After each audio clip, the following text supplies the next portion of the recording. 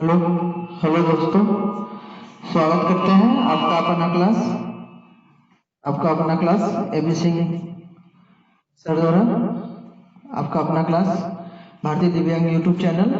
तो आप जानते हैं भारतीय दिव्यांग यूट्यूब चैनल पर हम विभिन्न प्रतियोगिता परीक्षाएं, चाहे वो रेलवे एनटीपीसी हो, चाहे एसएससी हो, बैंक हो, कोई भी कॉम्पिटिटिव एग्जाम हो, उसकी तैयारी लगातार कर रहे हैं। उसी क्रम में हम लोग इतिहास विषय पढ़ रहे हैं और इतिहास के अंतर्गत हमारा छोटा छोटा टॉपिक क्लियर होता जा रहा है और उन्हीं टॉपिकों के अंतर्गत आज हम फिर एक नए टॉपिक के साथ आपके सामने उपस्थित हैं। तो बात करेंगे उस टॉपिक की। चलिए देखते हैं। आज हम लोग पढ़ेंगे मौर्य वंश।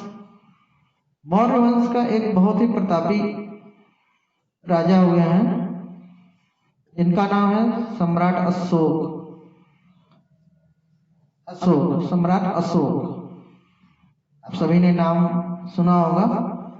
सब महान सम्राटों की श्रेणी में है ये। तो सम्राट अशोक से पहले हम लोग चढ़ेंगे बिंदुसार पे। मौर्य वंश का संस्थापक चंद्रगुप्त मौर्य। चंद्रगुप्त मौर्य एक प्रतापी राजा थे ये भी। और चंद्रगुप्त मौर्य के बाद उसका पुत्र बिंदुसार।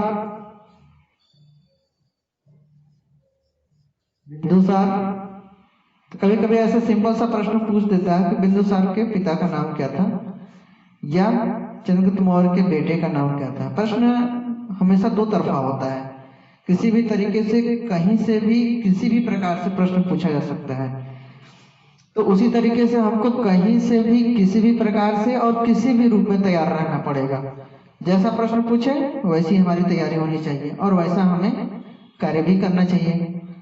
तो चलिए देखते हैं। बिंदुसार का लड़का था अशोक।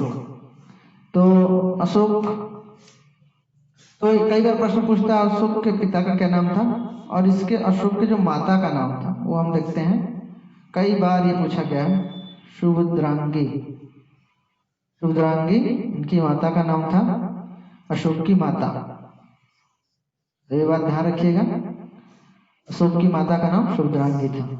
अब अशोक के बारे में टोटल इसका जो शासन काल है वो 273 ईसा पूर्व से 236 ईसा पूर्व तक। ये तो इसका शासन काल हो गया, इतने साल इन्होंने शासन किया।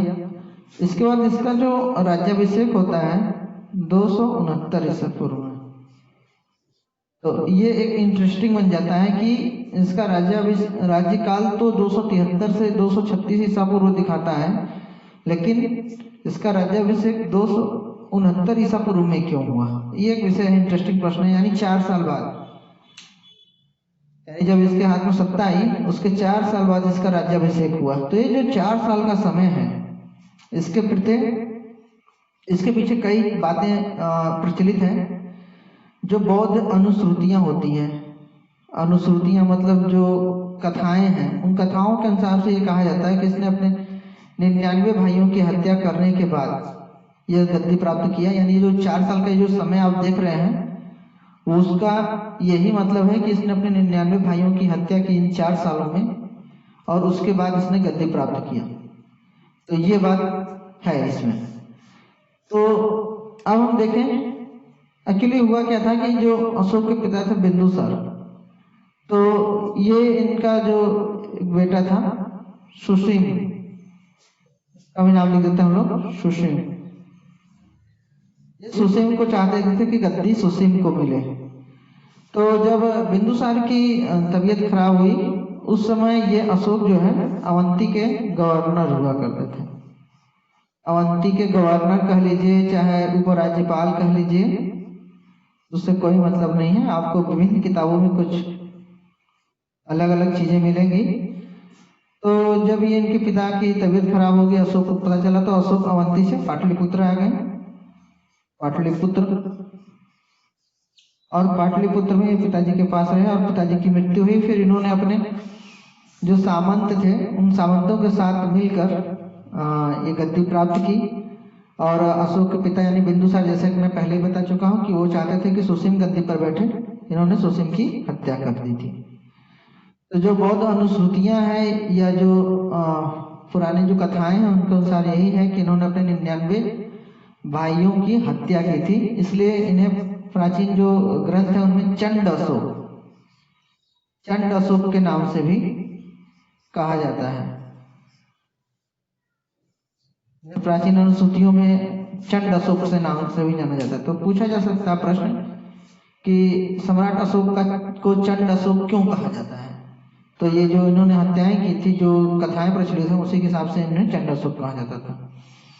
और एक बात हम और कहना चाहते हैं कि आप इनको ग्रंथों, इनके जो लेख, जो शिलालेख हैं, अशोक के जो शिलालेख हैं, उनमें इनका नाम देवानप्रिय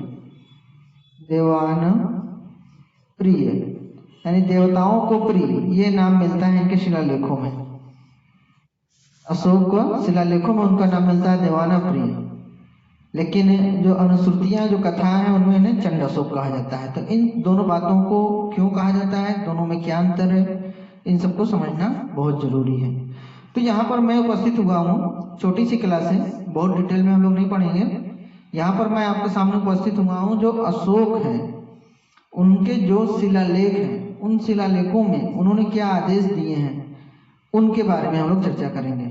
कुल 14 शिलालेख हैं, उन 14 शिलालेखों में जो जो इम्पोर्टेंट है हम उसको देखेंगे। और एक प्रश्न अक्सर पूछता है जो कलिंग युद्ध, कि कलिंग युद्ध कब हुआ था, तो ये भी ध्यान रखिएगा। कलिंग युद्ध 261 ईसा पूर्व। तो ये चीज डेट वाइज याद रखिएगा, ये अक्सर पूछता है, कई एग्जामों में पूछा जा चुका है कि कलिंग युद्ध कब हुआ था, तो 261 ईसा पूर्व। तो ये तो थी अशोक के बारे में कुछ चर्चा। और अशोक के बारे में थोड़ा और एक चीज बता देते हैं। अशोक की 2 पत्नियों का उल्लेख मिलता है, यहाँ पे हम लोग आते हैं। एक तो देवी, अशोक की एक पत्नी का नाम देवी था, और दूसरी का नाम मिलता है करुआकी।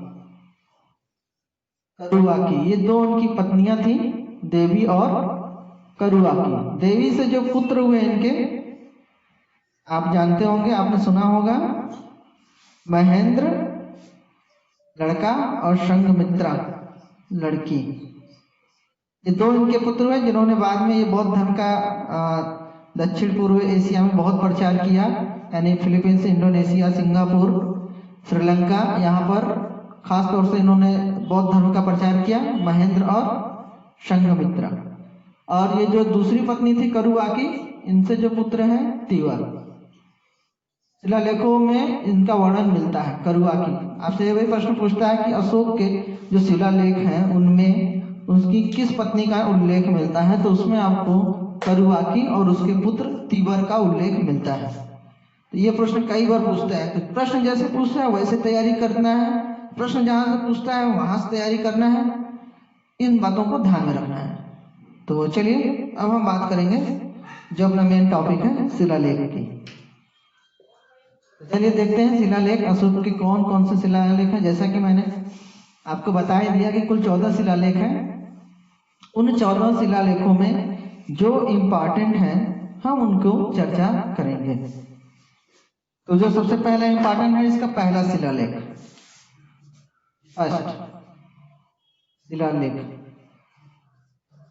फर्स्ट शिलालेख बहुत इम्पोर्टेंट है, हमेशा एग्जाम में पूछता है। तो इसके फर्स्ट शिलालेख में क्या है, इसको ध्यान रखना है। फर्स्ट शिलालेख में इसने पशु बलि पर निषेध किया है, यानी हमारे साम्राज्य में पशु बलि नहीं की जाएगी, पशु बलि निषेध। ये शिलालेख कब है, जब ये कलिंग युद्ध, इसने जो कलिंग युद्ध में अपार जो रक्तपात हुआ था उससे ये व्यथित हो गया था। उसी के बाद इसने बौद्ध धर्म भी अपनाया और ये सब शिलालेख लिखवाए अपने देश, अपने साम्राज्य के जनता के लिए। शिलालेख उन्हीं के लिए लगाया था कि जनता इन सब चीजों का, इन सब कर्तव्यों का पालन करे। तो ये इम्पोर्टेंट है। दूसरा शिलालेख क्या है, दूसरा शिलालेख क्या है, इसमें इसने पशु और साथ साथ मानव, या मनुष्य, दोनों की चिकित्सा की बात की है, दोनों की चिकित्सा व्यवस्था की, दोनों की चिकित्सा की बात की है। ठीक है, पशु हो चाहे मानव, दोनों की चिकित्सा की बात की। यहाँ थोड़ा हम यहाँ पे क्योंकि आपको दिखे, तीसरे शिलालेख में इसने क्या कहा? तीसरे शिलालेख में इसने जो कर्मचारी हैं या अधिकारी हैं उनको राज्य में भ्रमण का हर 5 वर्ष, राज्य में भ्रमण हर 5 वर्ष बाद जो अधिकारी हैं वो राज्य में भ्रमण करेंगे। तो कई बार विभिन्न परीक्षाओं में पूछा गया है कि अशोक के तीसरे शिलालेख में क्या कहा गया है, दूसरे शिलालेख में क्या कहा गया है, पहले शिलालेख में क्या कहा गया है। तो इन सब बातों को हमको ध्यान में रखना है। तो ये तो 3 हो गए, ये बहुत ही इंपॉर्टेंट है, पूछे जा सकते हैं। उसके बाद चौथे शिलालेख में भी धर्म से संबंधित बातें कही गई हैं। अब हम आते हैं बढ़ के 5वां शिलालेख। 5वां शिलालेख में इसमें धर्म महामात्रों की नियुक्ति का वर्णन है। उस समय धर्म महामात्र क्या होते थे? धर्म महामात्र जो धर्म से संबंधित व्याख्यान दिया करते थे या व्याख्या किया करते थे, उनकी बात हो रही है। तो 5वें शिलालेख में यह धर्म महामात्रों के नियुक्ति की बात करता है। तो ये भी बहुत इंपॉर्टेंट है, बहुत बार पूछा गया है कि अशोक के 5वें शिलालेख में क्या कहा गया है। अब हम बात करेंगे 7वां शिलालेख में। आगे बढ़ते हैं। 7वां शिलालेख, तो 7वां शिलालेख में अशोक की तीर्थ यात्राओं का वर्णन है, यानी जो उन्होंने तीर्थ यात्रा किया और नेपाल में गए थे, नेपाल में गया था, वहां का कर्ज जो माफ किया था, तीर्थ यात्राओं का वर्णन है। इसको ध्यान रखिएगा कि जो 7वां शिलालेख है उसमें तीर्थ यात्राओं का वर्णन है। उसके बाद 8वां में भी धर्म संबंधित बातें हैं, 9वां में भी वही सब धर्म संबंधित ही बातें हैं, कुछ शिष्टाचार वगैरह हैं। उसके बाद हम लोग सीधे आते हैं 13वां शिलालेख। 13वां शिलालेख में इसने क्या कहा है? 13वां शिलालेख में जो है इसमें कलिंग युद्ध का वर्णन है, कलिंग युद्ध का वर्णन है। 13वां शिलालेख में कलिंग युद्ध का वर्णन है। ये मोस्ट इंपॉर्टेंट है, यानी करीब करीब ऐसा कोई एग्जाम नहीं होगा जहां पर ये प्रश्न पूछा ना गया हो कि अशोक के 13वें शिलालेख में क्या कहा गया है या कलिंग युद्ध का वर्णन अशोक के किस शिलालेख में है। दोनों बातें अलग अलग तरीके से हैं लेकिन सबका जवाब एक ही है। तो ये प्रश्न कई बार पूछा गया है। तो आपने देखा केवल इतने ही शिलालेख इंपॉर्टेंट हैं और ये शिलालेख अक्सर पूछे जाते हैं। तो इन सब बातों का आप लोग ध्यान रखिएगा। और यही शिलालेख आपके जो एग्जाम है तो 14 शिलालेख, लेकिन 14 में से बस इतने ही चीज़ों में से या इतने ही शिलालेख इंपॉर्टेंट हैं और यहीं से प्रश्न पूछता है। तो आप लोग ध्यान रखिएगा। और अगर हम थोड़ा और एक शिलालेख और देख लें तो वो है 14वां शिलालेख। 14वां में धार्मिक बातों की बात करता है, जो धार्मिक की राजा और मंत्री, जो राजा हैं यानी राजा और अधिकारी, राजा अधिकारी धर्म की बात करेंगे या धर्म पे चर्चा करेंगे। ये 14वें शिलालेख में है। ठीक है, तो ये सब चीजें हैं। तो ये आप ध्यान रखिएगा, अशोक के शिलालेख बहुत इंपॉर्टेंट है। Okay, thank you.